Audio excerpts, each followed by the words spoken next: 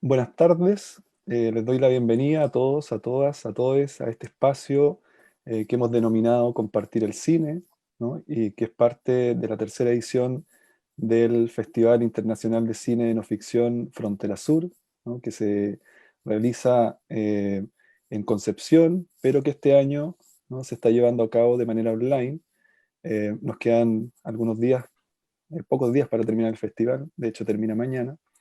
Y bueno, y en esta ocasión, en este espacio, estamos hoy día junto a la cineasta chilena Valeria Sarmiento, que creo no necesita mayor presentación, pero de todas maneras la voy a presentar eh, porque creo que ahí va a haber bastante gente joven y estudiantes conectados, entonces es interesante también, digamos, que conozcan parte del trabajo de Valeria, quienes no han tenido todavía la oportunidad de ver sus películas. Entonces Valeria Sarmiento es directora, guionista y montajista, nacida en Valparaíso, estudió en la Escuela de Cine de esa misma ciudad, debutó como directora con el documental Un sueño como de colores en 1972, donde abordó la condición de la mujer desde un grupo de bailarinas de cabaret. Partió después al exilio y filmó en Francia el cortometraje La dueña de casa en 1975, eh, que estamos exhibiendo en el festival. Culmina esta línea de reafirmación feminista con la película El hombre cuando es hombre de 1982, que también estamos exhibiendo en el festival, que satiriza al macho latinoamericano. Ha realizado más de 20 películas y recibido importantes reconocimientos internacionales, como el premio Nuevo Realizador del Festival de San Sebastián en 1984 por la película Mi boda contigo. Su cinta Las líneas de Wellington, una de sus últimas películas, fue seleccionada para representar a Portugal en los premios Oscar del 2013, y ha dirigido además otras películas como Amelia López O'Neill, Secretos y María Graham. Y también ha realizado el montaje de muchas de las películas de Raúl Ruiz. Muchas gracias por acompañarnos en este momento, Valeria. Gracias a ustedes por escucharme. Bueno, también es importante señalar que, como ya lo dije, lo voy a volver a mencionar, que estamos exhibiendo en el festival dos películas de Valeria Sarmiento, La dueña de casa, ¿no?, y El hombre cuando es hombre. Ambas forman parte del bloque denominado Señoras Bien, Amor Romántico y Sátira Cinematográfica de La Ventana Ultrafeminista, curada por Naomi Orellana, quien también nos acompaña el día de hoy. Muchas gracias, Naomi, por acompañarnos en este espacio. Bueno, Naomi es escritora y comunicadora feminista y curadora de La Ventana Ultrafeminista que tenemos este año en el festival. Y también nos acompaña Rodrigo Jara, que es programador del festival, bueno, y también va a integrar esta conversación. Así que muy bienvenidos a todos, a todas. Y bueno, quiero pedirle a Naomi que si puede iniciar la conversación con Valeria, por favor. Eh, bueno, reitero el agradecimiento a Valeria por estar acá, por darse el tiempo de compartir con nosotros. Eh, eh, bueno, contar un poco del el marco en el que quise poner estas películas, hacer el esfuerzo por conseguirlas. Una de las cosas que más me llama la atención, particularmente de estas dos obras de Valeria, es que son películas tremendamente contingentes, pese a que son una de 1975, otra del 82. Son películas que aún nos siguen interpelando y nos siguen interpelando eh, de, desde el cine de una manera muy interesante, porque más allá de que toquen temas relativos al género, hay una manera particular de cómo esta se presenta y que a mí me llama mucho la atención, que es que de alguna forma son películas que no pierden nunca la compostura, que hay siempre eh, una manera de satirizar y también de denunciar y de criticar, pero con un tono que es muy templado, y eso es una de las cosas que a mí más me gustan y me fascinan de estas películas. Le comentaba a Valeria antes de comenzar el live, que las señoras que vemos en La dueña de casa y también en los hombres que vemos en El hombre cuando es hombre, siguen existiendo, o sea, son películas que se pueden, para mal, filmar hoy. Entonces quería preguntarle a Valeria para dejarla también, darle el pase a ella y escucharla, ¿cómo fue filmar estas películas en ese tiempo? Y cómo ve ella también esta situación de que siguen siendo contingentes, que nos siguen interpelando. Bueno, son dos aproximaciones distintas. La primera, la dueña de casa, era para mí necesario recordar lo que había pasado en la época de la Unidad Popular. Y era necesario testimoniar y no olvidar. Y por eso hice esa reconstrucción que es casi documental de lo que pasó. Después para El hombre cuando es hombre, bueno, ahí fue distinto. O sea, yo quería hacer una película sobre el machismo. Y bueno, esto ya lo contaba varias veces, y entonces decidí partir a América Latina, porque me parecía lo más evidente. No me dieron visa en muchos países, porque en ese momento era complicado cuando se viajaba siendo chilena más bien. Y me dieron solamente visa en Costa Rica. Ya. Cuando le dije a amigos que iba a partir a Costa Rica, me decían, pero oye, ahí hay solamente maricones, porque había otros países que había más machos. Bueno, en fin, partí a Costa Rica y lógicamente con un equipo que venía de Europa, para que fueran bastante cómplices en lo que estábamos haciendo. Y empecé a filmar y lógicamente no podía decir el tema porque se iban a poner en... Entonces dije que estaba haciendo una película sobre... Bueno, en fin. Partí... ¿Está bien? ¿Están escuchando, no? Sí, sí, sí. Se cruzó algo, pero sí, te escuchamos. Sí. Bueno, entonces decidí hacer esta película sobre el romanticismo, que descubría muy bien cómo eran los hombres en Costa Rica. Y después la traje a Europa, la monté en Europa y era una producción de la televisión alemana, así que pasó primeramente en la televisión alemana, después la compró la televisión francesa, y cuando pasó en la televisión francesa hubo un reclamo de la Embajada de Costa Rica diciendo que yo había dado la palabra a criminales y a putas. Ese era textualmente el texto de ellos. Y bueno, pero no pasó nada, o sea, aparte de que no, después de muchos años, fui de nuevo a Costa Rica a hacer otro documental sobre un proyecto que era muy interesante, que para las Naciones Unidas, sobre mujeres y hombres que construían ciudades piloto en las cuales las mujeres tenían la decisión de cómo se construía la casa. Y era interesante porque las mujeres construían la casa y ellas eran dueñas de las casas, porque en Costa Rica sucedía eso, de que cuando el hombre tenía otra mujer, echaba a la mujer de la casa y traía a la nueva mujer a la casa. Entonces la mujer se quedaba sin casa. Entonces ellos decidieron, este grupo, que era un grupo como si tú quieres, de gente joven, muy entusiasta, empezaron a hacer estas pequeñas ciudades en las cuales las mujeres eran las que construían sus casas y eran las dueñas de las casas. Esa fue la segunda vez que fui a Costa Rica, después ya no he ido más.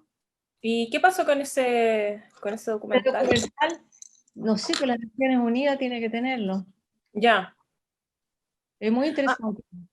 Sí, me imagino. ¿Y tú no tienes copia? No tengo copia. Tenía una copia VHS, pero tú sabes que el VHS ya no sirve. Qué pena. Sí. No poder verlo. Tengo una preguntita y ahí voy a dar el pase a los chicos, que una cosa que pensaba ayer cuando veía La dueña de casa, es que, bueno, es una película que, si bien es ficción, ¿no? Es ficción, pero, pues sí, porque no está filmada en Chile, pero está filmada con chilenos, y la idea era recordar lo que nosotros habíamos vivido y lo que nosotros habíamos oído también, porque es el diálogo que nosotros oíamos. Claro, porque tiene un tratamiento que es muy documental, o sea, que es una cámara muy sencilla. A mí eso también me llama mucho la atención de tu cine, que es un cine que de alguna manera su trabajo es sencillo, ¿no? No Tenía hay que... grandes movimientos de cámara, o sea, de hecho es una sola Sí. locación, súper poquitos personajes, pero se la juega en el texto, en el lenguaje. Porque es ahí donde en las cosas que habla, en estos monólogos que hace esta señora, incluso hablando sola, donde se va develando todo el trasfondo, se pone todo en contexto. Quería preguntarte eso precisamente, ¿cómo construiste ese texto? ¿Cómo se construyó ese monólogo? Recordando lo que nosotros habíamos visto, cómo celebraban, cómo tomaban champaña el día del golpe mientras los aviones estaban bombardeando. Todos esos textos nosotros los teníamos estábamos todo el tiempo escuchándolo, era muy impresionante. Esos personajes no tenían ningún pudor, hablaban libremente y bueno, y decían es lo que decían. Como ese clasismo tan fuerte, tan despectivo. Pero existe, como tú dices, existe ahora igual, ¿eh? Sí, sí, sin ir más lejos, hace poco yo creo que vimos una señora bien parecida. Sí. Cristian, ¿tú tienes alguna Sí, preguntita? sí, tengo varias preguntas sobre La dueña de casa, que me parece una película fascinante. Pero como empezaste con El hombre cuanto hombre, me gustaría retomar, digamos, como algunas de las cosas que comentaron. Por ejemplo, el cómo se desarrolla la película en el sentido de tú viajas a Costa Rica, eh, pero hay una serie, una serie de personajes que aparecen en la película. Digamos, cómo encontraste esos personajes, eso me gustaría saber, ¿no? Cómo le fuiste dando forma a la película, porque una de las ideas interesantes que digamos, veía era que la película atraviesa como el machismo que está presente en las distintas generaciones, ¿no? Claro. Desde los niños hasta los adultos, ¿no? Entonces, ¿cómo surge esa idea y cómo aparecen esos personajes? No sé cómo surgió exactamente la idea, pero lo que te puedo decir que la idea sí era como ver el transcurso de una vida, los comportamientos a través del transcurso de una vida. Lo más difícil para mí fue encontrar los asesinos, pero gracias a una abogada me dijo, no, yo te consigo, ella había sido abogada por eso no soy yo la que pregunto en ese momento, si no es la abogada, porque no me dejaron a mí hablar. Pero es muy interesante porque es el resumen de todo el machismo cuando dice, ella me mataba, por eso la maté. O sea, te das cuenta, es como devolución de mano, el horror ese, ¿no? Es muy, muy impresionante eso. A mí yo quedé helada cuando lo escuché. O sea, y todos quedamos así, yo creo, cuando lo escuchamos, pero todo se mantiene igual. Eso a mí me impresiona mucho, como... Bueno, digamos, yo siempre he tenido esa forma de trabajar que también yo creo que tiene un poco que ver con mi carácter, o sea, yo soy un poquitito así como distante, trato de observar y no inmiscuirme mucho en las cosas, pero la observación es lo que vale, digamos. Claro. Hay personas que dicen que tengo una manera de trabajar muy obliqua, lo cual tiene algo de cierto. Sí. Vale, y en ese mismo sentido como de la línea de tiempo que construye la película, ¿verdad? También lo hace con la mujer, porque hay ciertos ritos que tienen que ver con que se va imponiendo ciertas ideas culturales sobre la mujer. Por ejemplo, esta imagen de la puesta de los aros, que a mí me parece muy violenta. Luego la fiesta de 15 años, el matrimonio, como un montón de también hitos que van marcando la vida de la mujer, como preparando la verdad para esta vida, digamos, sexual, pareja. ¿Cómo fuiste encontrando igual ese correlato, digamos? ¿Cómo lo fuiste armando? No hubo problema porque, bueno, lo que pasa también es que en Costa Rica se había hecho muy poco cine cuando yo filmé. Creo que había una productora y no habían hecho, creo, nunca una ficción. Entonces fue fácil, nosotros éramos un equipo muy pequeño, éramos 5 personas conmigo, y punto. O sea, y viajamos por Costa Rica, fuimos al norte, fuimos a Guanacaste. Y hay una cosa interesante, el personaje que aparece al principio a caballo, luciéndose, etcétera. Nosotros al final de la jornada lo invitamos a comer a un lugar y los chicos con que iba, porque iba con puros hombres, decidieron salir a bailar. Y salieron a bailar, y empezaron a bailar entre ellos, pero esos bailes que saltan, digamos. Y yo me quedé conversando con el señor. Vinieron inmediatamente los dueños del lugar o las personas encargadas del lugar diciendo, es imposible, tienen que bailar con una chica o se van. De acuerdo. Ellos empezaron a sacar a bailar a la chica y todo sigue igual y nos fuimos. A los pocos meses me llamaron por teléfono, me escribieron de Costa Rica y me dijeron que ese personaje lo habían asesinado. Y yo siempre me he preguntado si no sería porque a lo mejor él era homosexual y ahí se descubrió, o no tengo idea exactamente lo que pasó. Pero me quedó siempre la duda de no haber a lo mejor matado a alguien, fíjate. Qué fuerte. Sí, qué fuerte. Qué fuerte el contexto también. Las películas tienen consecuencias a veces. Sí, claramente. Claro. Hay otro correlato en la película que también me parece súper interesante. De hecho, antes de eso quería comentar algo que tú comentaste, ¿no? Como esto de la observación, que me parece que la película es súper precisa en algunas observaciones que hace, como la de los aros que dice Rodrigo. Pero, por ejemplo, hay otro momento donde una de las mujeres está hablando sobre el marido, ¿no? Y este marido que tiene varias esposas, ¿no? Y entonces la mujer... Sí, y todos tienen la misma... Todas las mujeres hablan igual del mismo hombre. Claro, hay una idealización de esa figura, Sí. pero hay un momento donde ella está hablando en la mesa que mientras ella está hablando, la cámara hace un paneo y muestra a la hija pequeña armando un rompecabezas, ¿no? Que de alguna manera es como, bueno, ella está, ¿no?, repitiendo ciertos patrones y en ese rompecabezas también está esa construcción, ¿no?, que se está generando ahí. Y eso lo hace la cámara sin decirlo, ¿no? La película lo observa. Bueno, a mí me gusta hacer documentales sin texto off, digamos, porque creo que uno no necesita guiar al espectador. El espectador cuando tiene una imagen que es válida no necesita insistir, no se necesita insistir sobre la imagen. Sí, bueno, Claro, eso se nota muy claramente. Te quería preguntar algo de una escena particular también del hombre cuando es hombre que a mí me llama mucho la atención, porque como decía, como todo el correlato es a través de estos personajes que van a través de una conversación, porque es una conversación, van como dejando en evidencia el machismo, pero hay un plano que me parece muy bonito, creo que es el único de la ciudad, que es un día de lluvia con paraguas de colores. Bolero. Y con Sí. música, que es un bolero, sí. A mí me parece que es como de alguna forma un paseo, como salirse de la película un rato. Bueno, también los mariachis son salirse de la película, si es por eso. Pero en el fondo yo necesitaba mostrar esa cosa romanticona que tienen todo este machismo está basado muchas veces en una cultura.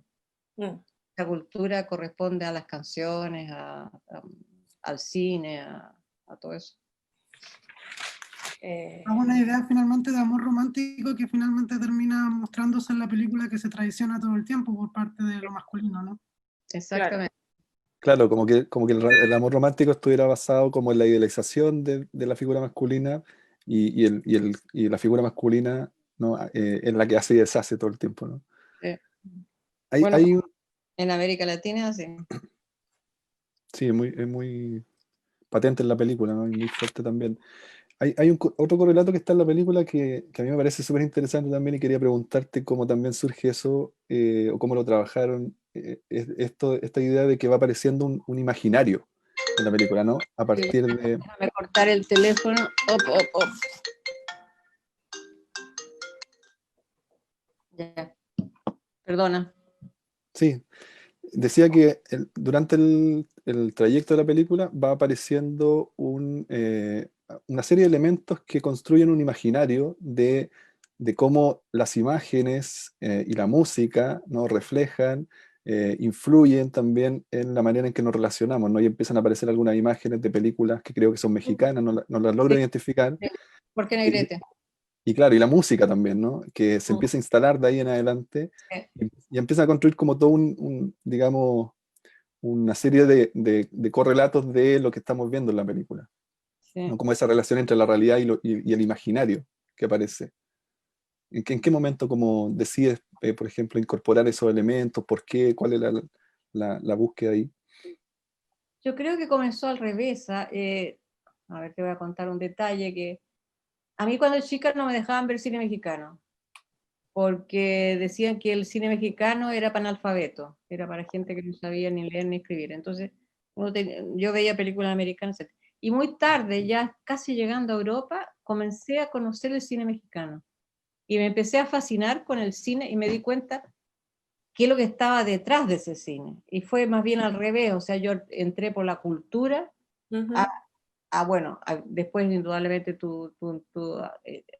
digamos, reembobina y vuelves a tu vivencia personal, eso con el machismo.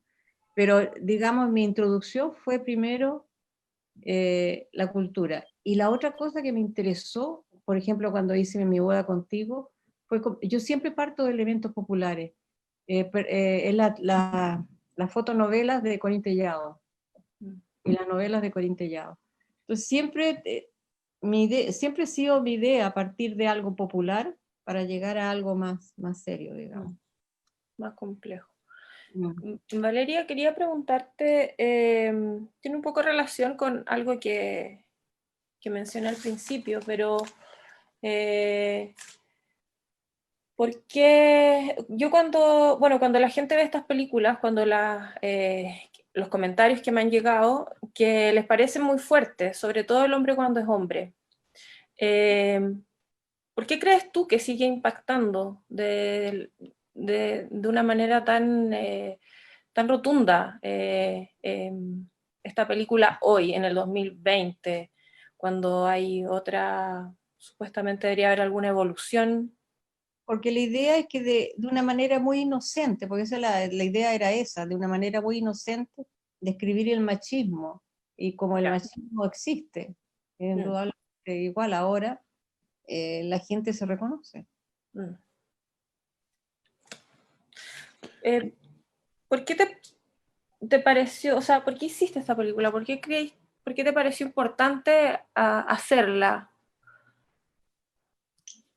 Porque no sé qué decirte. Yo creo que hablar sobre el machismo era una cosa que a mí me tocaba y yo era una forma de rebeldía descubrirlo. Para mí fue importante hacerlo. En ese sentido, como cineasta y en el medio, ya no solamente en la cultura en general, sino como en el medio estrictamente más del cine, ¿tú veías de alguna forma también como que esta película podía interpelar precisamente ese lugar y no solamente como la cultura más abierta, más general, sino como el cine en sí, que igual, bueno, ahora con el tiempo se ha descubierto, sobre todo acá en Chile, en Latinoamérica, muchas situaciones donde se devela que es una industria muy machista también. Bueno, pero es que lo que pasa es que en Europa había que hablar, yo tenía que, en ese momento, sobre todo, cuando lo presenté a la televisión alemana, era el tercer proyecto que yo presentaba, los dos primeros me lo rechazaron, pero ni siquiera me acuerdo sobre lo que era. Y el tercero me lo aceptaron porque me dijeron, una mujer latinoamericana que hable sobre el machismo, sí, corresponde, porque por ejemplo, para los alemanes, para todo para la televisión alemana, yo no podía hacer un tema europeo. Estaba completamente vedado eso. Y las dos veces que he trabajado para la televisión alemana han sido temas latinoamericanos, porque ellos no entienden que podamos trabajar en cosas europeas, según ellos no los conocemos. Cosa que es mentira, ¿verdad?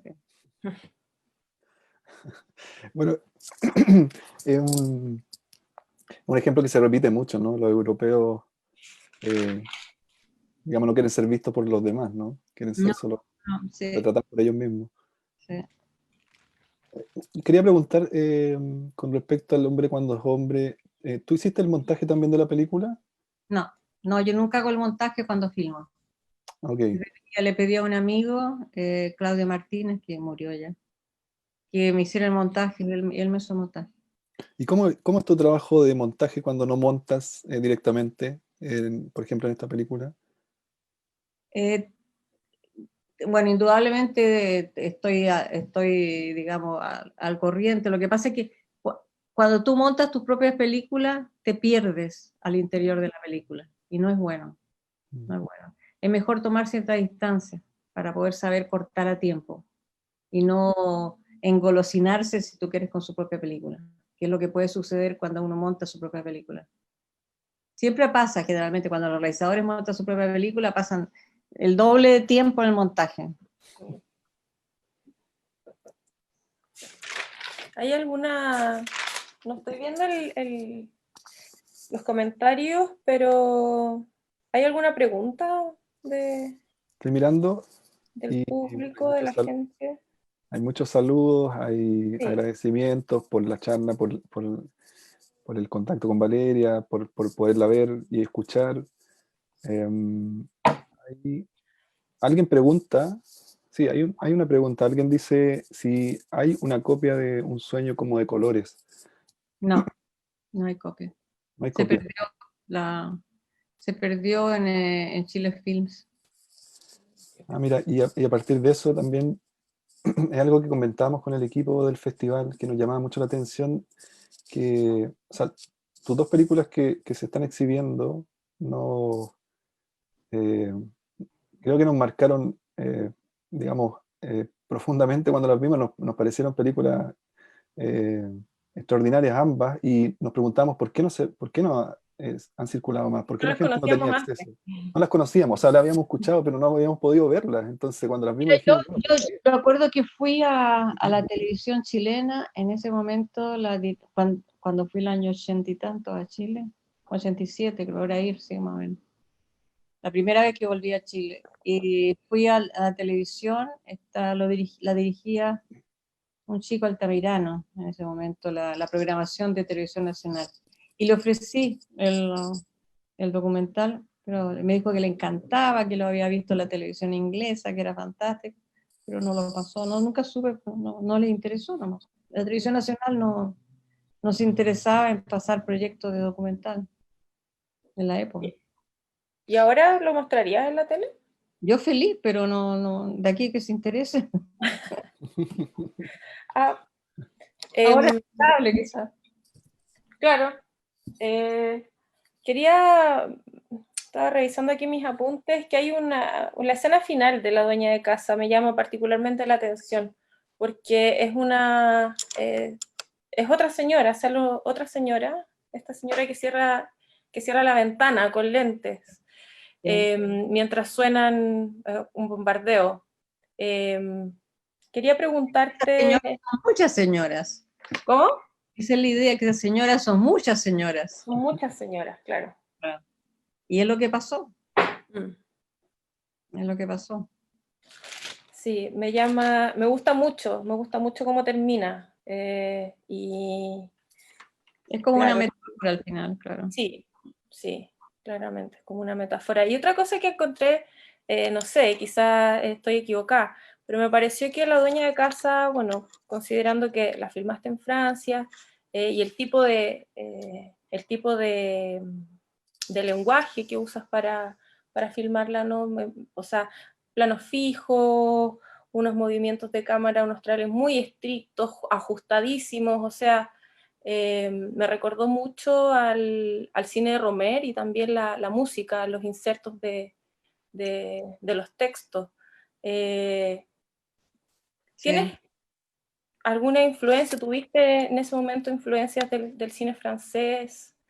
No, francamente no. Yo diría que el cine que a mí siempre me gustó es el cine hecho por los europeos en Hollywood. Ya. Donde, qué sé yo, Douglas Sirk, Hitchcock, Fritz Lang. Para mí era el cine que mezclaba bien la cultura americana con la cultura europea. Mm. Es el cine que más me gusta. Ahora el cine mexicano es una cosa que yo descubrí mucho más tarde y me gustó bastante las películas del Indio Fernández, las he encontrado bastante interesantes. a pesar de que es muy machista. Sí, bueno.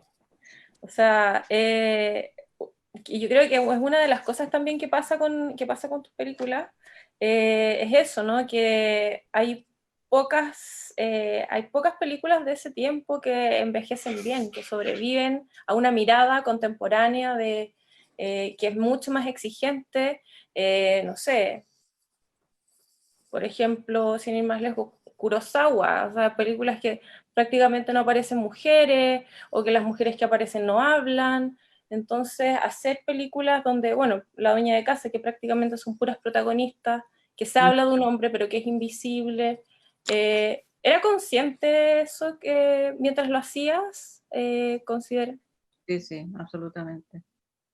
Absolutamente. Interesante la idea esa de dejar off a cierta parte del mundo. En el fondo era eso. Sí, de hecho el off es muy relevante en la dueña de casa, ¿no? Como la marcha se escucha, ¿cierto? No la vemos, pero Claro. se siente, está ahí la vecina, ¿no? Que apenas la vemos por una rendija de la puerta. Siempre hay un mundo que está como, estamos entreviendo, pero... Es que el mundo de la mujer es terrible, porque en esa época era una mujer que hablaba hasta por los codos, pero no vivía, no conocía el mundo. Tenía miedo de ese mundo exterior. Tenía miedo.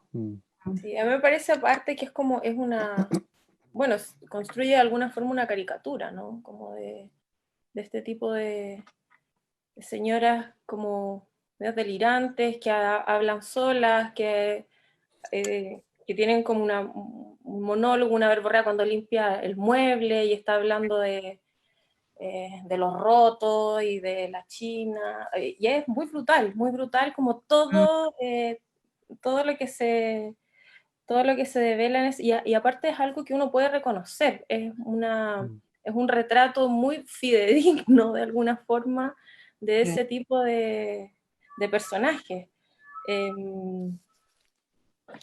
Y bueno, no sé, tengo otras cositas. Bueno, quería ayer para revisar La dueña de casa hice unos dibujos. Qué bonito. Qué Es lindo. bueno, y me di cuenta haciendo estos dibujos que hay que lava la loza muchas veces, que en el cortometraje saca la mugre del que hoyo. saca la mugre, primero saca la grasa, después se ve solamente la espuma, después se ve ahí a contraluz, ahí cuando está de espalda también. Y ahí se manda un diálogo brutal, como de que el papá está enfermo, pero no está enfermo, curado debe andar. Sí. Muy impresionante. La actriz con la que trabajaste, bueno, era una actriz chilena que vivía en... Ella se llama, o sea, ella es actriz, ahora que tendrá 80 y tantos años. Es Carla Christie, ella trabajaba en el Ictus. En esa época ella estaba casada con Luis Poirot y vivían en París, o estaban exiliados en París los dos. Y ella, pero ella es una actriz muy conocida en nuestra época, digamos. Después ella tuvo un pequeño rol en otra película que yo hice, fue Secreto. Ya. Ahí es también. Y vive en Santiago, pero no sé más de ella. No sé más de ella. Ella es actriz y estaba exilada como todos nosotros en la época. Ya. El cameraman es un inglés que estuvo en Chile viviendo mucho tiempo, que se llama Adrian Cooper. El sonido lo hizo Luis Mora. Y todo era así como... la cámara era de Adrian Cooper. La negra la trajo Lucho de su escuela de cine de Londres. La casa la prestó una amiga. Carla, que bueno, es su nombre de escena porque ella se llama Rogelia. Ella estaba viviendo acá. Todo fue así, y todas eran amigas. Era una película hecha con el alambrito prácticamente. ¿Cuánto tiempo tardaste como en filmarla? Porque Un fin de semana. un fin de semana, ya. Sí, fin de semana. Wow. Como muy colaborativo también. Sí, no, pero había que hacerlo, era la única forma de hacerlo, porque la Nagra que venía con este amigo que venía por un tiempo, ¿verdad? Entonces, él hacía el sonido bueno. Quería comentar algo sobre, digamos, como partiendo de lo que decía la Naomi también respecto a, hay una situación que se repite, ¿no? En la película y que es la limpieza, ¿no? Que a mí me Como sonaba, repetitiva. claro, que es repetitiva y que aparece en distintas circunstancias, ¿no? En la loza, en los muebles del final, Sí. y me parecía que era como una suerte como de mantra, ¿no? Que repite la burguesía, ¿no? Como tratando de higienizar todo, de quitar las perezas de todo, ¿no? De limpiar todo tipo de tensiones y conflictos que hay en las relaciones de clase, porque algo que aparece muy fuerte en esa peli es la tensión en las relaciones de clase, ¿no? Entre la dueña de casa y la empleada, ¿no? Me Bueno, y parece- un plano precioso que hay particular, que específicamente cuando están viendo la teleserie y están las tres, las dos, la madre y la hija dentro del cuadro con la vecina y la nana, se ve la mitad, se ve un pedacito, así como al margen, No tiene derecho a entrar. claro, pero Es ni muy siquiera, fuerte eso. sí. Sí. Es muy fuerte porque se ve la piel, está en el límite del cuadro, ¿no? Como que el cuadro la censura. Mm. O sea, el Claro. cuadro tiene un sentido de clase, ¿no? Como muy fuerte. Bueno, no está mal decir eso. Sí. Una cosa que comentaste delante sobre el hombre cuando es hombre, que a mí también me llamó la atención cuando la vi hacia el final, los créditos, que después de que nos va como metiendo de a poquito, como decías tú, de manera muy inocente en el machismo, hasta que llegamos a las confesiones de los asesinos, de los femicidas, y después termina igual, con un bolero, con una atmósfera romántica, como de alguna forma decir que es algo que no se ha acabado, no se acaba ahí. Y ver también pasar los créditos, que son puros hombres. No Una, podía con mujeres, no podía hacer esa película con mujeres. Yo muchas veces tuve que esconderme detrás de ellos. O ya, sea, el cameraman le aparecía prácticamente como el realizador, porque es el macho el que tenía el equipo, el que tenía el aparato prácticamente. Y no podía. Yo pasaba como la productora, la que llevaba las cuentas, ese tipo de qué cosas. fuerte. Bueno, pero ¿qué quieres? Había que hacerlo, si era la Claro, única forma. pero, o sea, estrategias, claro, como para poder, Era la de única. camuflaje. Sí. Y en ese mismo sentido, ¿cómo fue la relación con los entrevistados? Porque al final los entrevistados van como inocentemente también develándose. No, muchos de ellos me pidieron, las personas que participaron en la película, de que no mostrara la película en Costa Rica. Y yo les dije, bueno, por un tiempo va a ser así, pero seguramente en algún momento va a llegar a Costa Rica. Y así fue, para los pocos años llegó a Costa Rica. Pero ellos no estaban, cuando supieron, y vino la carta de acá de la embajada y todo lo demás, estaban molestos, claro que estaban molestos, pero ellos no podían negar que habían dicho eso. Si yo no puse ni un comentario encima guiando lo que estaban diciendo.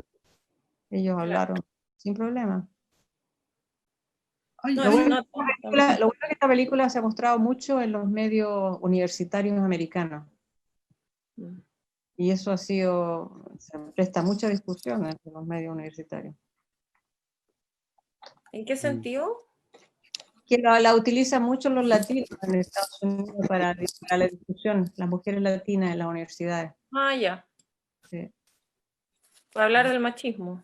sí, sí, Claro, es que da sí. mucho material para Oye, dale, Cristian, dale. no te lo digo. Yo estoy pensando en algo Estaba también. pensando en un elemento que está en ambas películas que estamos discutiendo, que tiene que ver un poco con el humor, con un humor como muy sutil, pero que al mismo tiempo abre como la crítica. No sé cómo este elemento, también en otras películas tuyas existe este elemento humorístico, cómo nace esta idea de incorporarlo y cómo lo trabajas? Yo creo que naturalmente yo soy así, digamos, lo tengo esa ironía, me gusta y creo que es más fácil que la gente acepte la crítica a partir de una cosa como irónica, que a partir de decir algo, mira, ustedes son unos tales por cuales, etcétera, etcétera. Mientras que si se trabajaba en forma irónica, eh, por lo menos respondían mejor. La ironía es una cosa esencial para mí, o sea, siempre, cada vez que puedo lo utilizo. También lo utilicé cuando hice El planeta de los niños. Totalmente. Y la ironía genera como una distancia, ¿no? Como una mirada extrañada del mundo, ¿no? Como Sí. que hay una duda en esa mirada, ¿no? Que Sí. pone en cuestión lo que está mirando. Claro, genera como un desconcierto, como una... La ironía es algo muy sano, en todo caso, para el arte. Sí, totalmente. Me llegaron muchas Y preguntas ahora. necesario también, porque no es literal, permite no ser literal. Claro. Sí, ahora llegó como una cascada de De preguntas. preguntas, sí. Ya. No, está la gente muy, muy participativa en este momento. Yo todavía no veo ninguna, pero... Veamos alguna, a ver. Hay gente que pregunta, por ejemplo, Ardila pregunta, ¿hay algo que conecta las obras que he visto tanto acá como en la telenovela Errante? Bueno, que no es tuya, pero trabajaste, que es la relación de Latinoamérica con el melodrama. ¿Cuál es esa relación estructural con el melodrama? Pregunta. Bueno, es difícil responder eso. ¿Voy o no? Sí. Bueno, a mí hay algo que me ha fascinado siempre el melodrama, pero porque es una es popular. O sea, yo siempre he llegado a hacer películas a través o de novelas policiales o de novelas rosas, o siempre he tratado de partir de un elemento popular y el melodrama lo es. No sé, aclaro. Hay otra pregunta digamos, estaba pensando en algo que también había apuntado y que creo que se enlaza con una pregunta que hace Héctor Oyarzún, que, digamos, toca algún punto que ya se había planteado, pero me parece que es interesante porque creo que ahí hay parte como del corazón de la dueña de casa. Y dice, voy a leer porque tiene un comentario también, dice, hola Valeria y equipo Frontera Sur, si se pudiese comentar sobre la recreación de Chile en la dueña de casa, me gusta mucho el fuera de campo de las protestas y el momento álgido de la previa al golpe sugerido a través del sonido, ¿no? ¿Cómo planearon para que diera esa sensación chilena, ¿no? Pues sabemos que se filmó en Francia. Sí.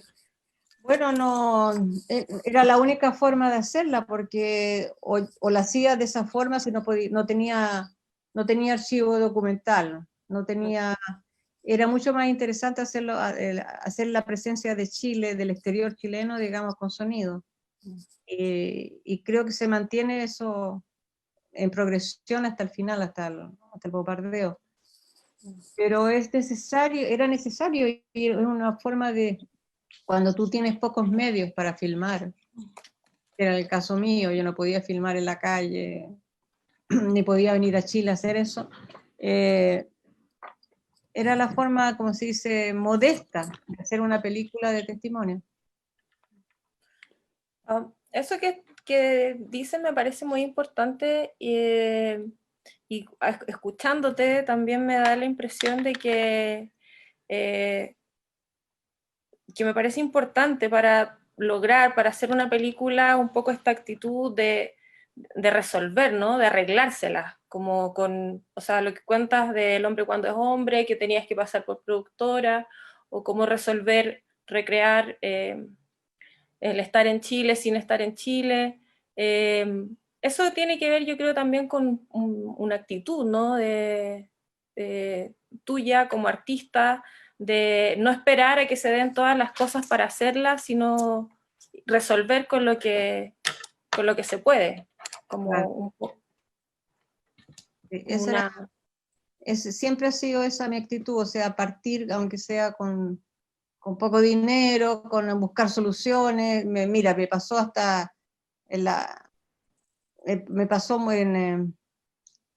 se llama? Cuando filmé El Cuaderno Negro hace poco en Portugal, también tuve que buscar soluciones absolutamente, de un día para otro íbamos a filmar en el Palacio Seteais, y de un día para otro el Palacio decidió cobrarnos 5.000 euros por día y no podíamos filmar ahí, imposible. Fue en una semana que tuvimos que buscar la solución de otro palacio, decorarlo, y bueno, gracias, tenía muy buenas, una chica que es la decoradora, que es fantástica, Isabel Branco, pero esto hay que improvisar, siempre en una filmación hay que improvisar. Después buscar dónde diablos necesitábamos una morgue, una especie de morgue, también.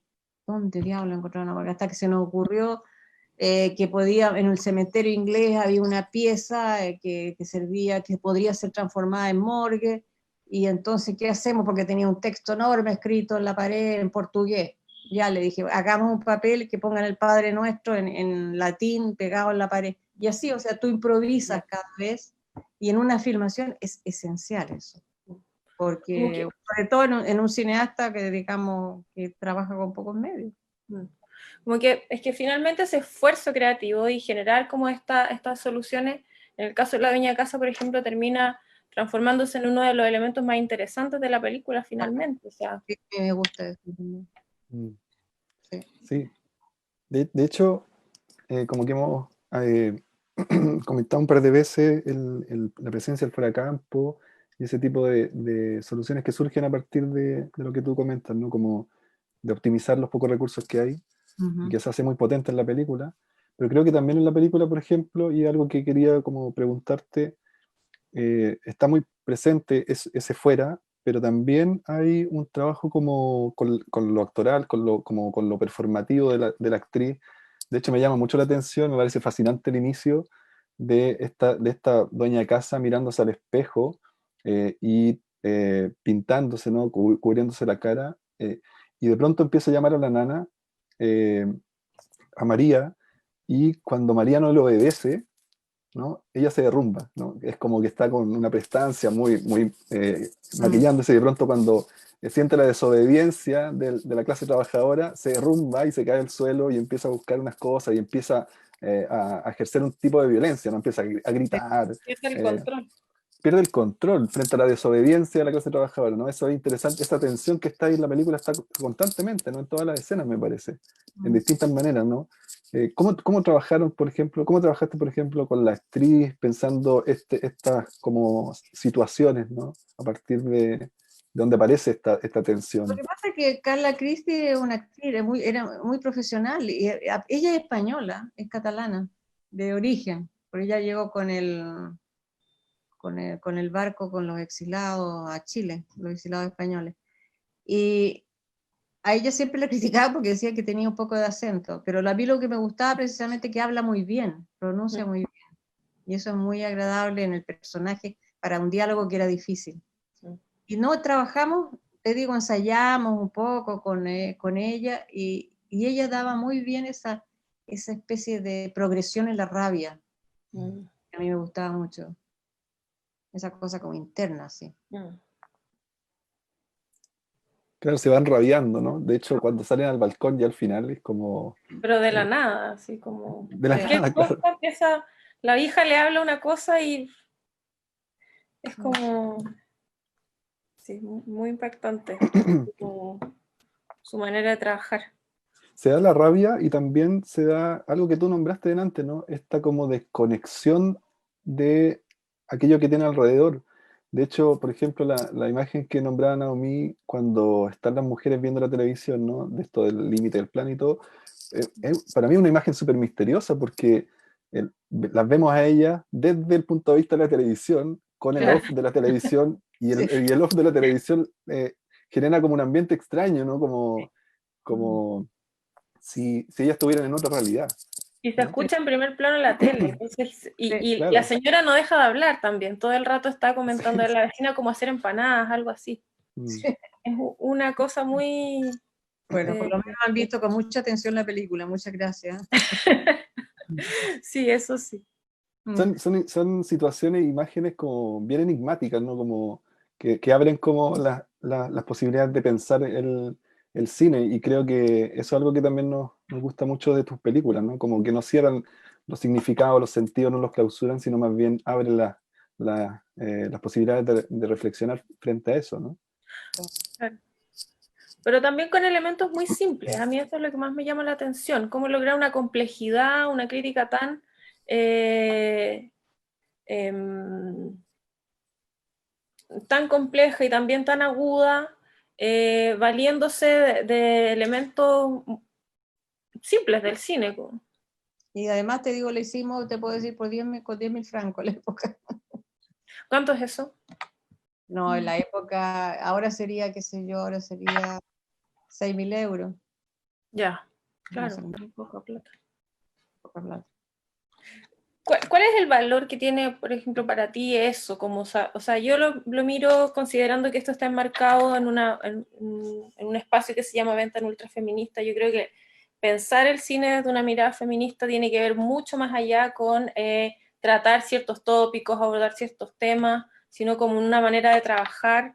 Yo creo que el resolver cosas, o sea, trabajar de manera colaborativa, resolver y plantear una crítica así de potente con medios sencillos, en un tiempo acotado, son de alguna forma una manera de filmar y de hacer película que, que es mucho más cercana a las posibilidades que tienen las mujeres de filmar, o sea, en Lo que pasa, consideración. sí, lo que pasa es que yo creo que la necesidad era tan fuerte y tan necesaria que tú buscas los medios que tienes y lo haces y te lanzas. Claro. Yo te digo, era partir una aventura con un cameraman, la película Virgen, no sabíamos lo que íbamos a encontrar en Costa Rica. Y fue así, pero era tal la necesidad de filmar que lo hicimos. Lo hicimos. Aquí hay algunas otras preguntas Sí, que dime, vienen dime. del público. Preguntan también, Libertad Kills dice: hola Valeria y equipo Frontera Sur. Quisiera saber si podría hablar sobre cómo el vivir fuera de Latinoamérica, creo que quiere decir, ha cambiado tu manera de ver América Latina, y si crees que esa distancia te ha permitido una mayor libertad para hablar de tu país y de la región. Digamos, sí, no, digamos. Vivir en Europa me permitió conseguir dinero, te digo francamente, de la televisión alemana para poder filmar esta película en Costa Rica. Si yo hubiera seguido en Chile, esa posibilidad no la habría tenido nunca. Habría sido imposible. Indudablemente hay vivir en Europa te permite mirar con cierta distancia a América Latina, y yo creo que eso no es malo. No es malo porque además o sea, ya no solamente me interesaba en los temas chilenos, sino que me interesaba en los temas de otros países. Por ejemplo, yo he filmado 3 películas en Cuba, bueno, he filmado 2 en Costa Rica, o sea, puedo tener esa posibilidad de hacer cosas en otros lados. Eso. Pero además donde se dan ciertas constantes, ¿no? Como que eso es interesante, como que lo que tú firmas en Costa Rica, o sea, uno lo puede leer de distintos países y reconoce, ¿no? Lo que ocurre. Claro. Como que de alguna manera se desdibuja, porque igual el tiempo y el espacio, porque es una película que está hecha en Costa Rica en un momento que son los 80, pero que uno la ve hoy día y dice, esa película es como atemporal. Sí. De alguna manera. Esa es la idea. Y creo que algunas de otras películas, otras también tienen eso, como de que uno no sabe bien dónde y cuándo suceden. Lo hice sobre todo cuando filmé Mi boda contigo, que es una novela de Corín Tellado, que ya Corín Tellado era bastante atemporal. Pero esta película precisamente mezclé modas y mezclé épocas y traté de sacarla un poco de la cosa contingente. Y Mi boda contigo es una novela de Corín Tellado, pero sin época. Mm. Bueno, no sé si hay más preguntas. Quería preguntarte sobre, bueno, sabemos que estás actualmente trabajando en otra película que tienes con Raúl Ruiz, pero además estás trabajando en proyectos propios, autorales, ¿te interesa? Estoy preparando un documental para filmar en Chile. Precisamente ahora voy a terminar esa película de Raúl que está inconclusa, que es el realismo socialista, pero voy a preparar al mismo tiempo un documental que me interesa hacer, que por el momento el tema no lo digo. Ya, está bien. Esperaremos. ¿Y para cuándo más o menos? Esa pienso prepararla ahora en estos meses que voy a Chile y filmarla yo creo en septiembre, octubre del año próximo. Ya, maravilloso. La esperaremos. Sí. Valeria, hay algo que tú comentaste también y que había leído en otras entrevistas, esto de como de una cierta forma de abordar tus películas de una manera oblicua, que me parece súper interesante como, porque creo que hay una constante en tus películas, varias quizás, pero una es como que, digamos, el abordaje sobre lo que se quiere plantear no es tan frontal, ¿no? Más bien hay como una vuelta. Sí. ¿Cómo ves eso? ¿Cómo lo piensas en las películas? Si está tan presente esa reflexión o se va dando, no sé cómo lo trabajas. Lo que pasa es que cuando uno trata un tema, siempre hay una forma como evidente de tratarlo. Y a mí yo tengo una manera más rebuscada de pensar también seguramente. Y pienso que para ir a ese tema es mejor ver elementos dispares otros para llegar. No, yo creo que cuando he hecho documentales nunca he tratado de colocar voz off ni ese tipo de cosas, entonces, que sería la forma frontal de hacerlo. No me apetece, o sea, creo que es mejor para que la gente pueda entrar de la misma forma que yo entraba al tema. Claro, porque, bueno, a mí me pasa con las películas con tus películas, es que uno no sabe qué está pasando. No, Mantiene como una sospecha, entonces genera como el una interés viene ahí, po. Si el interés es ese. El interés viene cuando tú, ¿qué diablo me están diciendo? claro, Exacto. eso mismo. Bueno, chicos. Bueno, Hay alguien acá que pregunta, Mari Provinciana, dice, me gustaría saber si has andado en las manifestaciones, en otras manifestaciones artísticas como la escritura poética o la narrativa. No, Solo cine. no. Solo cine por el momento. está Solo bien. cine. Okay. Bueno, Bueno, yo creo gracias que a ustedes. le vamos a dejar libertad. Y Un bonito festival. muchas gracias por el tiempo, por tus películas. Vamos a esperar la que viene con muchas ansias y eso. Ok, gracias a ustedes. Chao, Sí, chicos. muchas Chao. gracias, Valeria. Chao. Chao. No, no, no, these are not memories. This is all real, what you see. Every image, every detail, everything is real. Everything is real, and it's not a memory. It has nothing to do with my memories anymore. Memories are gone, but the images are here, and they're real. What you see every second of what you see here is real, right there in front of your eyes, what you see.